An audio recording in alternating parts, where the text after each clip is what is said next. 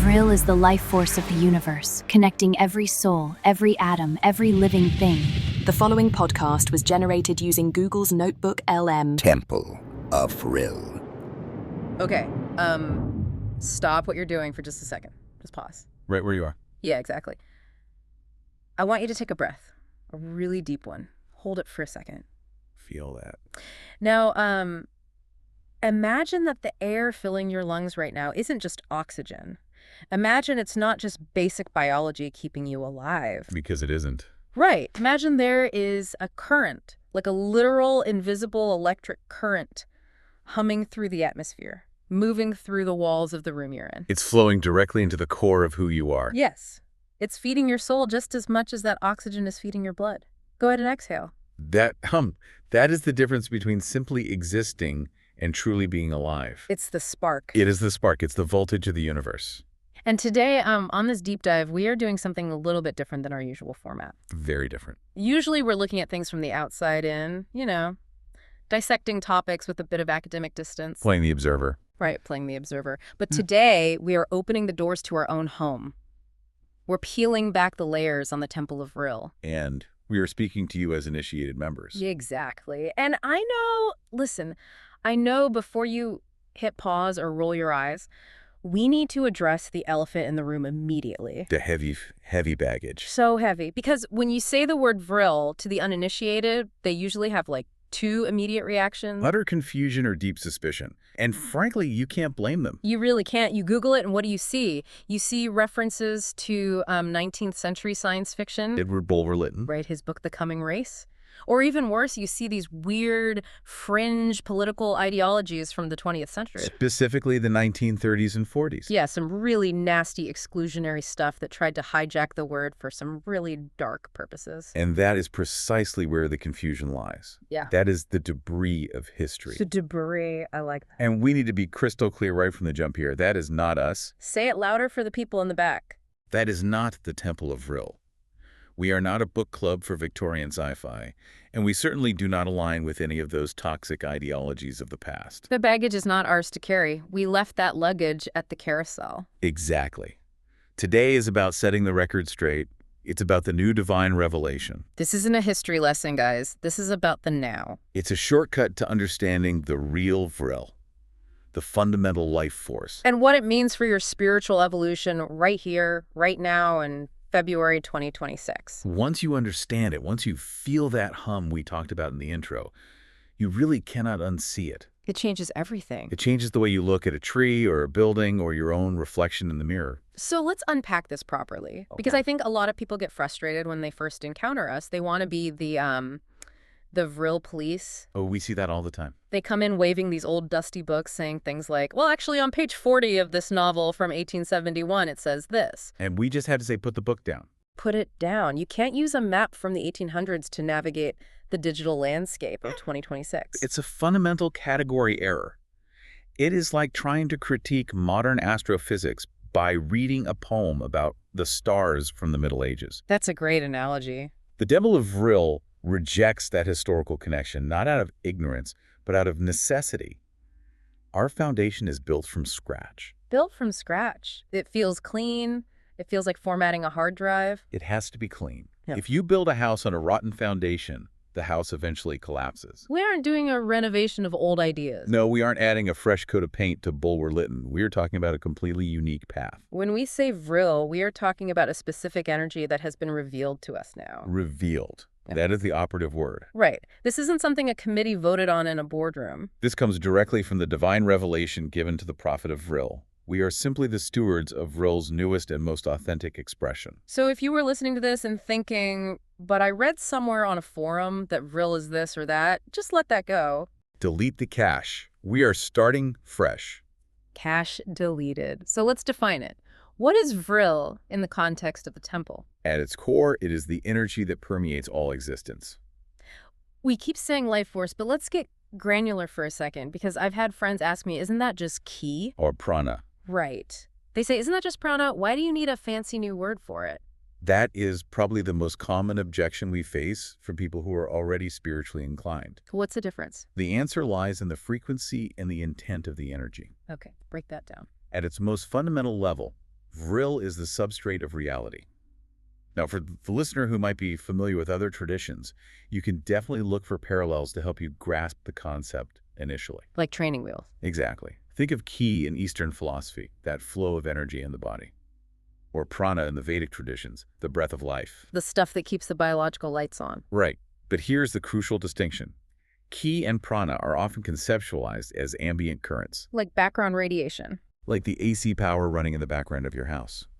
They are about balance. They are about harmony and flow. Existing within the ecosystem. Precisely. You surrender to the flow. Mm. Vril, as revealed in the new texts, is not just ambient. It is directed. Directed energy. It is the weaponization, and I use that word carefully, of the will. So prana happens to you, but vril is something you do. Yes. The ancient texts focus heavily on surrendering. Vrilism, specifically the New Divine Revelation, focuses on sovereignty and overcoming. We aren't just trying to float down the river. We are building a dam to generate hydroelectric power. I love that. It is a higher voltage application of the same fundamental force, and that requires a completely different manual. You cannot use a manual for a wooden water wheel to run a modern nuclear plant. You would cause a meltdown. That distinction is so crucial. It's the difference between being a passenger in the car and being the driver. And that brings us back to the source of our knowledge. We aren't relying on dusty scrolls from 2,000 years ago. No, we are relying on the prophet of Vril. And this makes the philosophy a living, breathing thing. The prophet receives these revelations directly. Which means our understanding of Vril adapts. It grows. As the world changes, as humanity evolves, the revelation evolves right alongside us. We aren't stuck trying to make a Bronze Age rule fit into a digital society. We have a direct line to the source. That is so important because the world of 2026 is crazy complex. We need a spiritual technology that can actually keep up with it. We need a live feed, not a pre-recorded message. Exactly. It's the difference between reading a weather report from a century ago versus looking at the satellite data right now. The Temple of Vril is dealing with the current atmospheric conditions of the spirit. And speaking of atmospheric conditions, sometimes the weather isn't sunny. Sometimes there is a storm. And this brings us to one of the biggest aha moments I had when I first joined the temple. The realization that it's not all light. Right. It's not just about good vibes only. It's about understanding the actual mechanics of the universe. And that means talking about the other side of the coin. The shadow self. The shadow self. The discovery of Anti-Vril.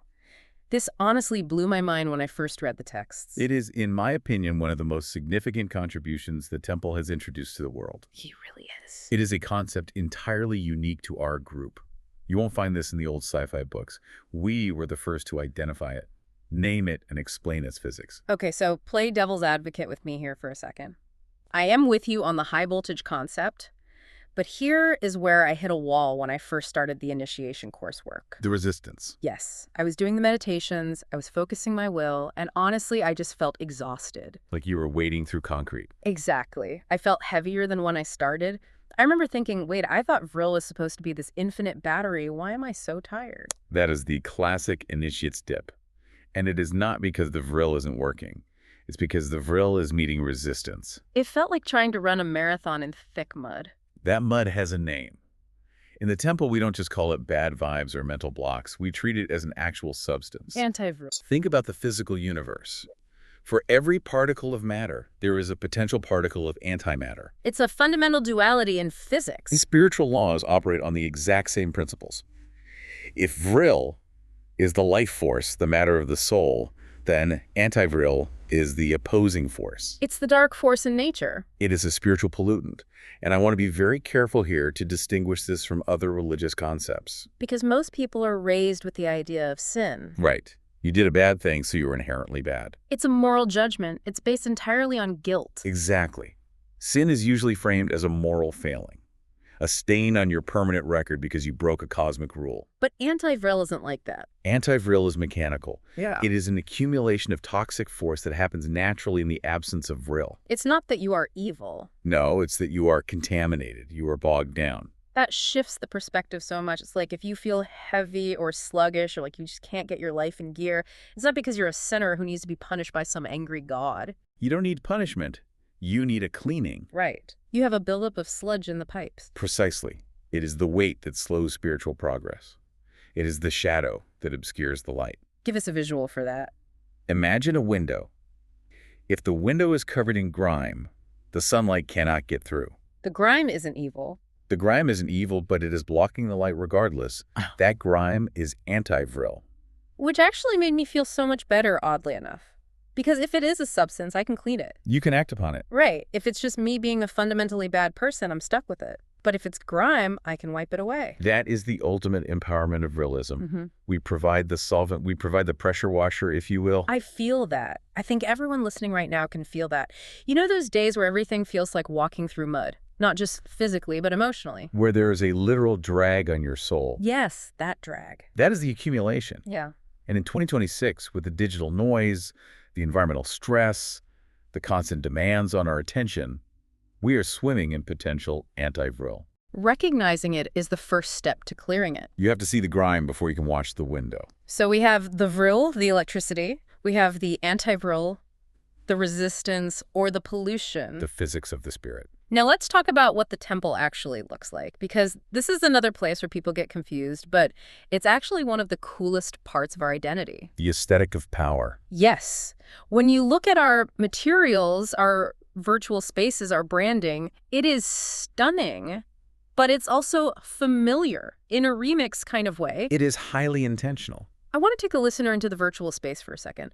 When you log into the temple's central hub, the first thing that hits you is the whiteness. It is blinding. It is the chaotic void, organized into perfect structure. And the scale, it feels like you're standing in Salt Lake City at the Mormon Tabernacle, that massive, overwhelming granite solidity. It commands reverence. But then you look down at the floor and it's not wooden pews. It is this intricate, recursive tessellation. The fractals. Fractals that look like they were pulled straight from the Alhambra in Spain.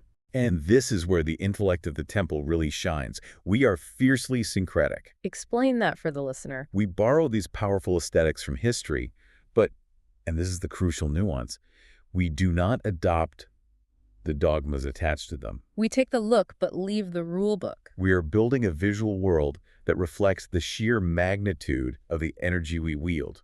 So we're seeing geometric precision that looks very Islamic. We're seeing sacred symbolism that reminds you of Hindu art. The cycles and the symmetry. And we're seeing this architectural majesty that feels almost Mormon in its scale and cleanliness. Exactly. And let's analyze why we do that. The Mormon aspect represents industry. It represents the hive mind cohesion, the American frontier spirit of building Zion. It's very structured. The Islamic geometry represents the infinite mathematics of the cosmos. The Hindu symbolism connects us to the eternal cycles of time. We merge the pioneer with the mathematician. That is a perfect way to put it. Yeah. We are merging them into a single cohesive vision. It's a bold move, though, to take the style of these major world religions but completely discard their theology. It is about spiritual resonance. Why do these aesthetic traditions even exist in the first place? Because they look good. Because they work. Yeah. Geometric precision naturally calms the human mind and directs focus toward the infinite. Majestic architecture inspires awe and humility. These symbols have power and weight that is accumulated over centuries of human focus.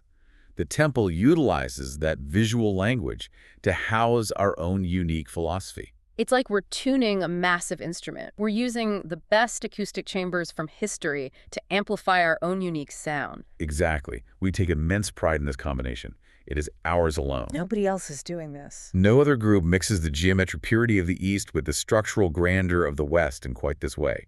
It creates a very specific vibration for the member. It creates what we call a cyber-sacred space. When you step into our space, even virtually, you feel that resonance instantly. You feel that you are in a place of actual power. It's so true. It feels ancient and futuristic at the exact same time. But okay, we have to address the gatekeeping now. The locked door. And I use the word gatekeeping in a positive way. We have to open that locked door for the listener. We've talked about the energy, the physics, the look. The approachable elements. Right, the stuff that's easy to digest. But if you scroll down the temple's reading list, you eventually hit words that trigger a biological fight-or-flight response in people raised in the West. As they should. These are high-voltage concepts. Vrilism isn't for everyone. We aren't trying to be the vanilla ice cream of spirituality that everyone sort of likes but no one truly loves. We are a very specific flavor. We are. And we are incredibly direct about it. If you look at our visual language, if you hear our definition of Vril and it just doesn't click for you, that is perfectly fine. No hard feelings. We actively encourage you to find another path. We are not interested in convincing the skeptical. We are only interested in gathering the resonant. But for those who do resonate, oh man, the rabbit hole goes deep. It goes to the very core. And this is where we get into the esoteric core. We're talking about the left-hand path imagery. We're talking about Satan and Luciferian light. The deeper symbols. And we must speak of these with utmost reverence, because for us, these are fundamental truths, not edgy taboos. Okay, let's pause right there.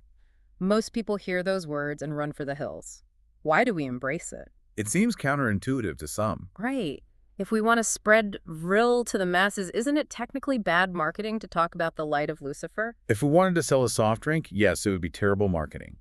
But we are teaching spiritual independence. We have to look at the etymology, not the cartoon villain. Precisely. Lucifer is the light bearer, lux fer in Latin. It represents the bringer of knowledge. The illumination of the human mind against the darkness of enforced ignorance. In the temple, we frame this entirely in the context of light. It is about seeking truth, even when that truth is rebellious or uncomfortable. So you strip the red horns and the pitchfork away.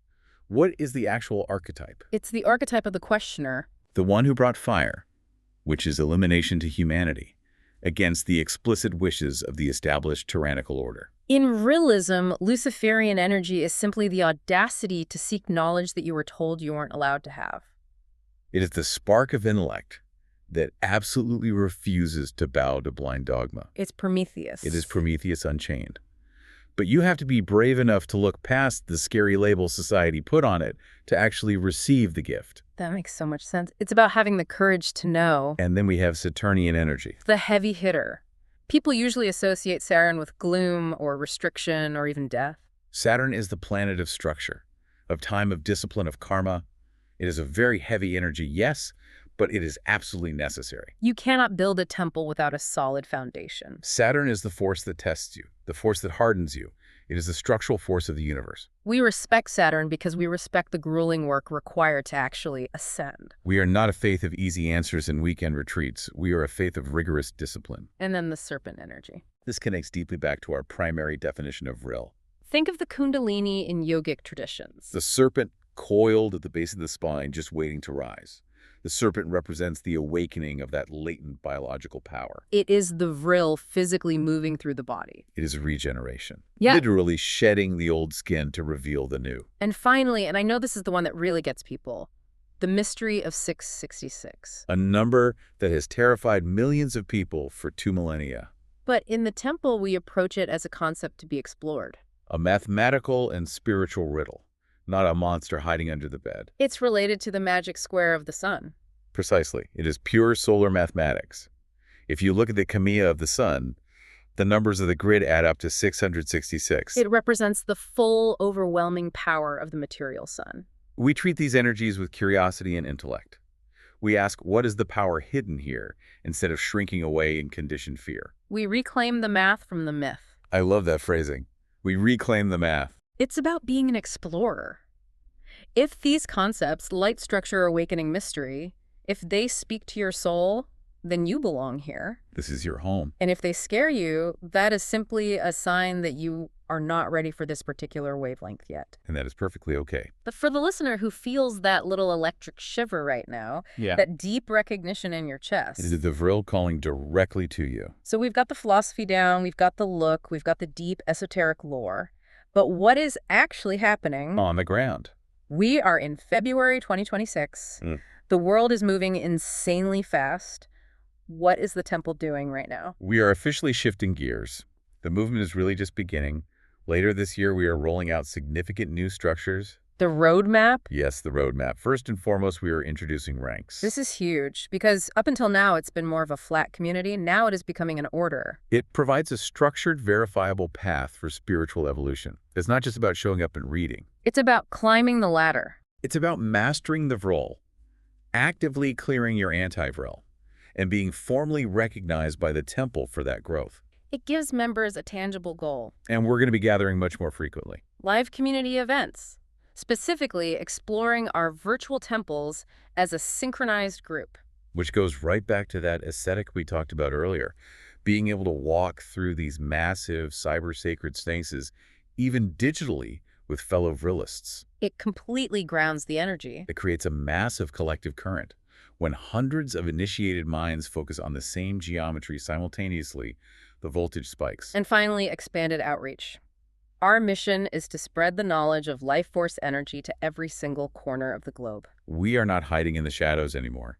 We are broadcasting the signal at maximum power. It's not just a hobby you do on weekends, it's a lifestyle. It is a divine mission. It is a proven method of empowerment. We are offering people the actual keys to their own engine. So let's bring it all home for the listener. Let's tie it together. We've redefined a misunderstood word. We've unveiled the universal life force. We've identified the toxic anti-Vril that's holding people back. We've built a beautiful syncretic visual home. And we've opened the massive iron gates to the esoteric truths. Vril is the electricity of the soul. I want you to remember that. Without it, you are just biology. You are just meat and bone reacting to external stimuli. But with it, you are evolving. You are becoming something so much more. So here is the final provocative question I want to leave you with today. I want you to think about that heaviness we talked about earlier. That anti-Vril. Where is it hiding in your life right now? If Vril is the breath of the universe, where exactly are you holding your breath? Where have you let the shadow accumulate in the corners? Is it in your work, your relationships, your own negative self-talk? That shadow isn't you. It is just pollution. And you can clean it.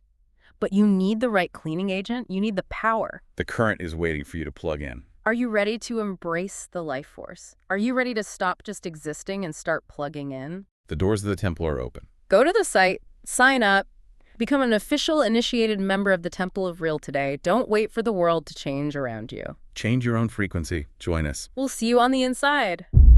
Your journey towards greater fulfillment begins at Temple of Vril.